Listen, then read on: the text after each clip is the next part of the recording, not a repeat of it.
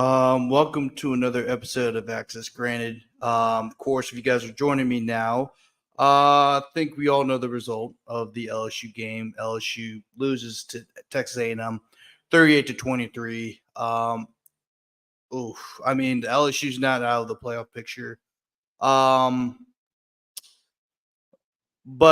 for here on out, they have to win every single game, and that's what it's looking like right now. This was a A&M game. Was a game I said before this season that if there's one game LSU was going to lose, it was this game. LSU has not beaten A&M at Kyle Field since 2016, and once again that streak extends to 3. So LSU has now lost 4. So LSU's lost 2018, 2020, 2022, and 2024. So it's been 4 straight losses for LSU at Kyle Field at the hands of the Aggies, and 3 of those 4 have been determined by double digits. LSU's kryptonite in terms of road stadiums has been Kyle Field. And let me look up actually the last results right here, but LSU loses. That was an embarrassing second half, y'all. I don't really know how to describe it. And I know a lot of people are gonna say that a lot of it had to do, of course, a lot of it had to do with Nussmeier throwing 3 picks. A lot of it was the miscues of special teams, and also some people are saying, well, they put in the backup, and LSU, they can prepare for the backup. Well, the backup started 3 games this year, y'all. He started 3 games this year. Matter of fact, I got his stats right here. So Marcel Reed had 585 yards with 6 touchdowns and 0 interceptions. He appeared in 5 of those. He actually appeared in 5 games this year and started 3, of course, a Florida game, Bowling Green, and Arkansas. All 3 of those games were on national television. And matter of fact, and he went 3-0 on all of them. And he also was a known dual threat guy. He was 226 yards and 2 touchdowns. And in 3 of his starts, he threw 2 touchdowns each. Connor Wegman has not thrown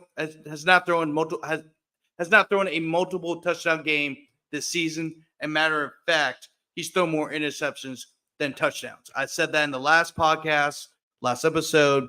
I know that a lot of people didn't mention that a whole lot. The concern that Marcel Reed may come in. Marcel Reed, and I know that Blake Baker's defense, if there's one weakness to it, is stopping the read option. And that's because of the exotic formations and blitzes that he installs.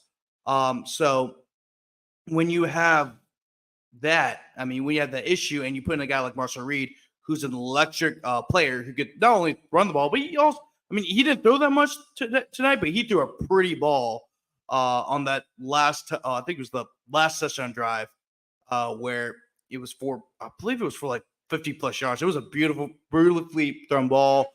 And then the rest of the way, they just ran the ball because LSU could not stop the read option all night. And really, Marcel Reed fits his offense better than Connor Wegman because of the skill set of guys that A&M has.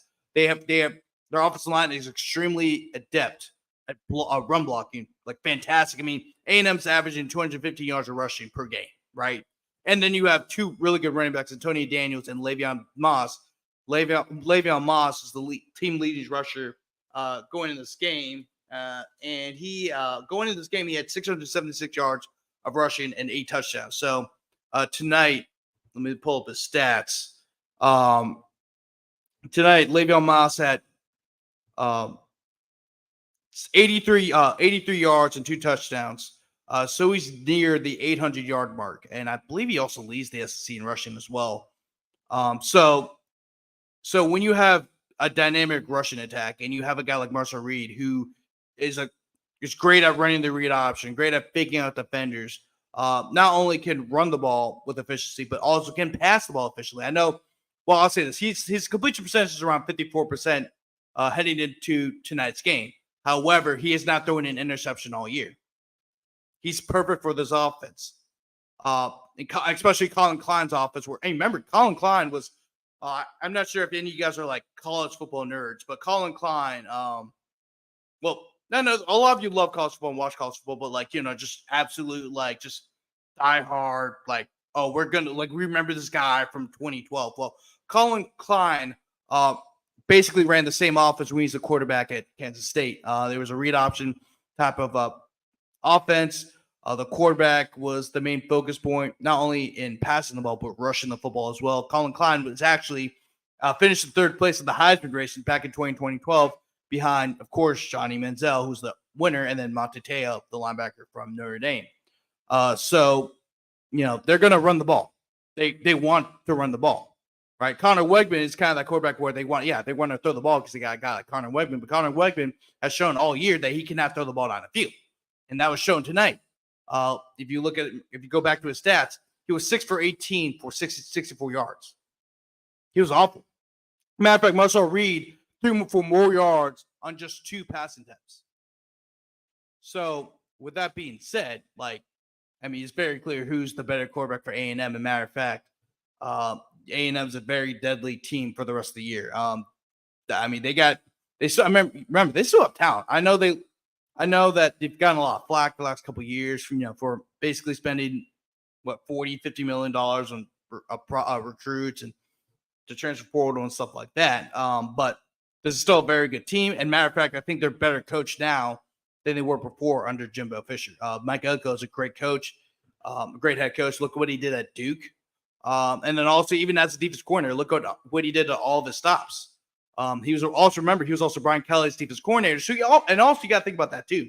He's Brian Kelly's defense coordinator, so he might know what LSU's tendencies are, given if there's the same tendencies that he did in Notre Dame. I'm not sure if he still does that because obviously it's different play callers. But that could also play a factor in that as well. But going back to the game,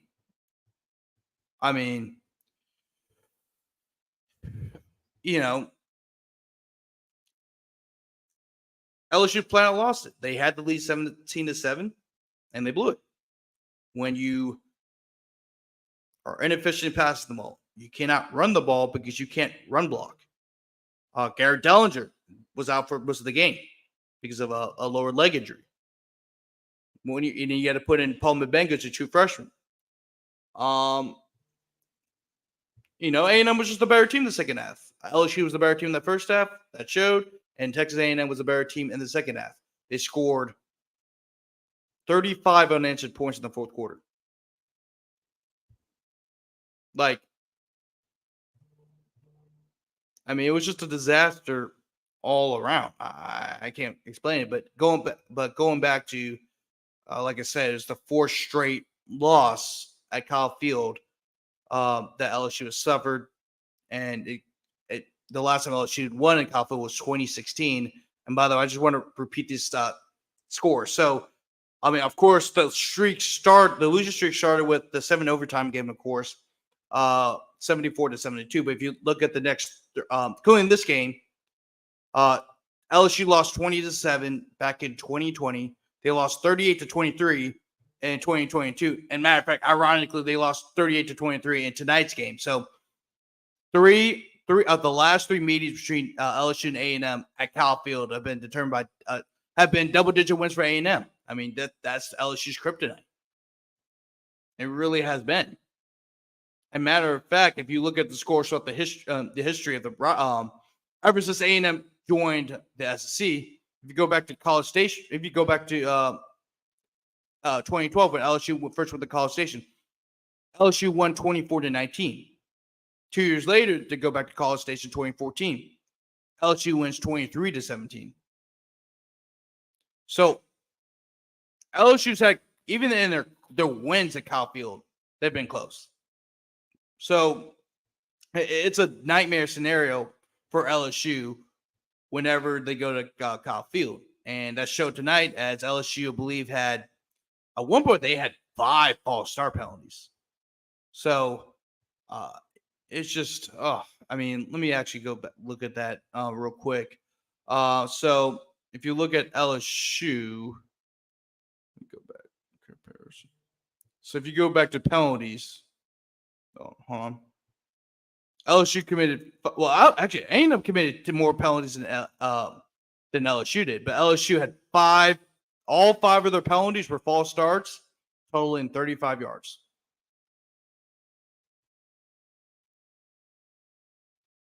You have an experienced offensive line. And matter of fact, it was like Emory Jones and Will Campbell. Like, those are your two best players in the offensive line. Matter of fact, they might be the two best players on your offense, if you think about it. And they were committing false start penalties. I mean, look, I'm not going to say this team wasn't prepared. If you look at the first half, that looked like a team that was prepared. But when you have special teams miscues, if they make those two field goals, LSU's up 23-7 at halftime. Matter of fact, another issue I want to talk about too is the fact that Brian Kelly always takes the ball first. So it's like, I mean, in an environment like that, you want to have the ball in the second half because you know the game's going to be close. I don't understand why Brian Kelly does that. It bothers a lot of people. I know in the LSU fan base, it bothers a lot of the media members in a sense because they know that when you're in a dog fight in the SEC each and every week, you have to take the ball in that first half. Now, I understand if you're going against Southern or you're going against South Alabama or a team that you are better than, right? I get it. But when you go up against a team like A&M at Cal Field, when you go against Alabama, when you go against South Carolina on the road, you want to have the ball in at the beginning of the second half because you know it's going to be a dogfight. So, I mean, but yeah, it's just, I think,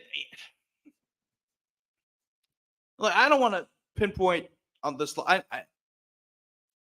mean, some of it, of course, I felt like LSU should have better prepared for Marshall Reed. I know some people are going to disagree with that. And even I understand, like, some people didn't expect the quarterback change, but Marshall Reed like I said, it started 3 games this year.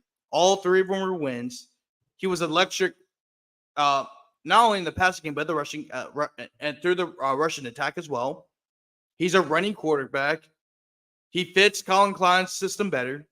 He fits the Texas A&M team better because he's another person you got to worry about in the rushing attack. And the offensive line is very good at clearing holes for the running backs or whoever's the ball carrier in the first place. So I mean, I guess you can't really put emphasis on that, but I kind of saw it coming because just not only how Connor Wegman's been playing, but just also like because I was at that press conference on Monday, and Brian Glenn said, "Well, Connor Wegman's a good quarterback." I don't understand why he said it and blah blah blah, but it just sounded like it's almost like they just completely forgot about Marshall Reed. Matter of fact, A&M fans, if you go on A&M Twitter, they were saying that Marshall Reed should be the starting quarterback, given how he played in those 3 games when Connor Wegman was out.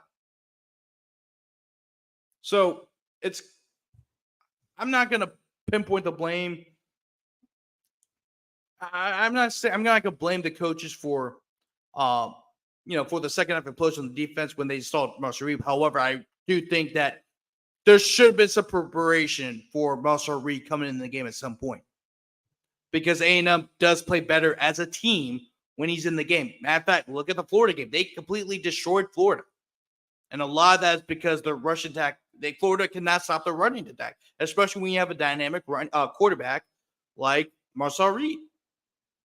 And I know he's only a freshman, but imagine if he starts throwing the ball down the field.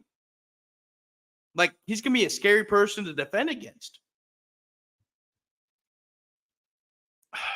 I mean, it's just a rough game in general, man. Just a rough game. I mean, so LSU outgained Texas A&M actually, right? Because A&M on the first half was abysmal. Pull up the first half stats are actually right here. So let me see if I can pull up here we go. So in the first half, LSU outgained Texas A&M 283-147. LSU outgained Texas A&M in the passing game 259-49. The only thing that A&M outgained LSU in was rushing yards.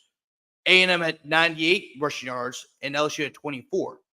Matter of fact, LSU ran the ball 11 times for 24 yards, which was an average of 2.2 yards per carry. That was the worry going into the second half is can LSU run the ball because A&M's run defense is actually really good. They have a strong defensive line. And then in the second half, LSU ran the ball 12 times for 0. 0. Nil. Nilch. Nada. Nothing. 0. A&M, on the other hand, 27 carries for 144 yards.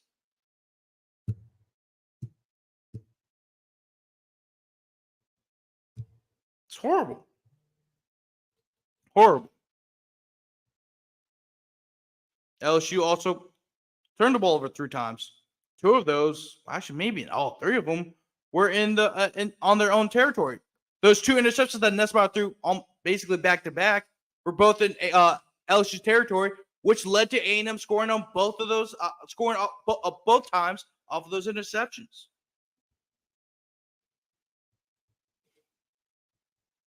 By the way, I don't know why. By the way, why would they go for 2 on their last session? Why would they go for 2? Just kick the extra point. And it was a bad play call. And Nussmeier made a terrible decision to throw the ball away on a 2-point conversion. It's not like you get 4 tries on a 2-point conversion. And going into that third quarter, implosion, where both of Nussmeier's interceptions happened, A&M outgained LSU 98-41.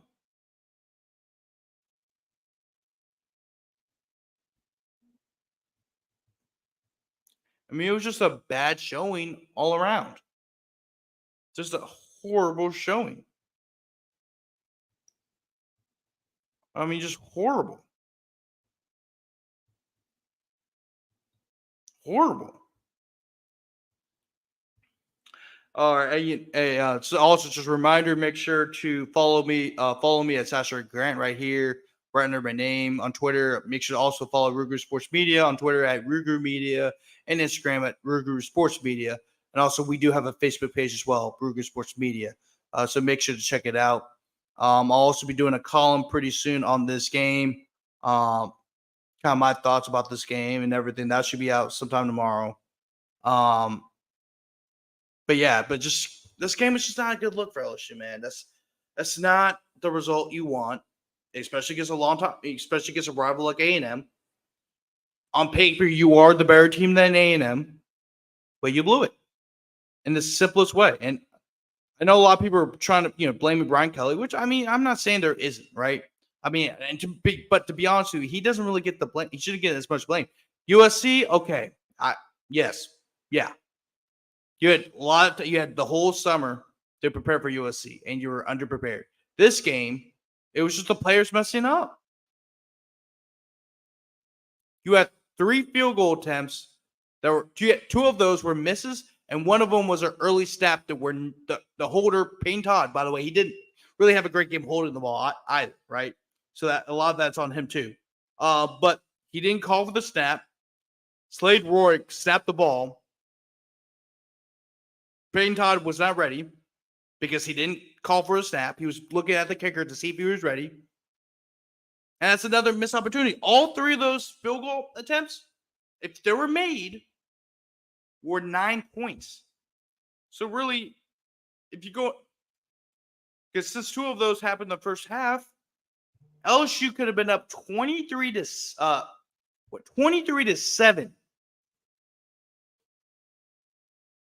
going to the half.